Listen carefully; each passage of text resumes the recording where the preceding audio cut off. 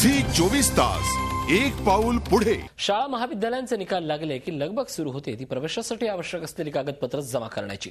त्यासाठी मग सेतू केंद्रावर एकच गर्दी होती आणि हाती येतो तो केवळ मनस्ताप। आठवड्याच्या मुद्द्यांतर्गत घेऊयात नागपुरातल्या सेतू कार्यालयाचा आढावा। नागपूरच्या सेतू केंद्रात अशा लांबच लांब रांगा लागल्यात त्या वेगवेगळी प्रमाणपत्र काढण्यासाठी। मात्र इथं आलेल्या अनेकांना कुठे जावं काय करावं हेच कळत नाहीये। शाळा महाविद्यालयांचे निकाल लागल्यानंतर दरवर्षी अशी गर्दी सेतू केंद्रावर पाहायला मिळते। शासनाकडून यासाठी उपाययोजनाही करण्यात आल्यात, मात्र त्या अपुऱ्या पडत असल्यानं विद्यार्थ्यांची गैरसोय होते। त्यामुळे विद्यार्थी पालकांनी याबाबत नाराजी व्यक्त केली आहे। खूप गर्दी आहे इथे आणि खिडक्या खूप कमी प्रमाणात आहे।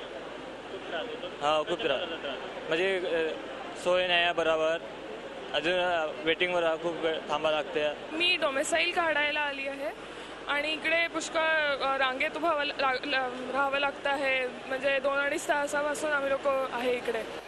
सेतू केंद्रावरच्या या गर्दीत दलालांचाही सुळसुळाट पाहायला मिळतो। विद्यार्थ्यांच्या गरजेचा दलालांकडून गैरफायदा घेतला जातो। या संदर्भात झी मीडियानं सरकारी अधिकाऱ्यांशी बोलण्याचा प्रयत्न केला तेव्हा वरिष्ठ उपस्थित नसल्याचं कारण देत कर्मचाऱ्यांनी बोलायला नकार दिला। ॲफिडेव्हिटचे आणि इन्कम सर्टिफिकेटचे ते काउंटर वाढवायला पाहिजे, कारण की आता जी वेळ आहे ती एवढी वेळ नाही की इथे लोक 4 घंटे थांबू शकतात आणि त्या हिशोबाने इथे काउंटर वाढवायला पाहिजे। सरकारला दोष देताना पालकांनीही थोडी खबरदारी घेणं गरजेचं आहे। ऐन प्रवेशावेळी असुविधा होऊ नये म्हणून उन्हाळी सुट्ट्यांमध्येच कागदपत्रांची जुळवाजुळव करावी, जेणेकरून सेतू सुविधा कार्यालयातल्या थंड कारभाराला आणि दलालांना तोंड द्यावं लागणार नाही।